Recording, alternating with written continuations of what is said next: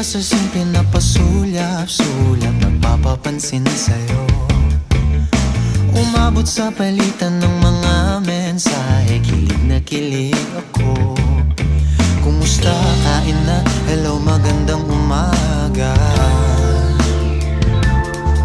Ingat ka, pahinga, huwag kang masyadong magpupuyat pa.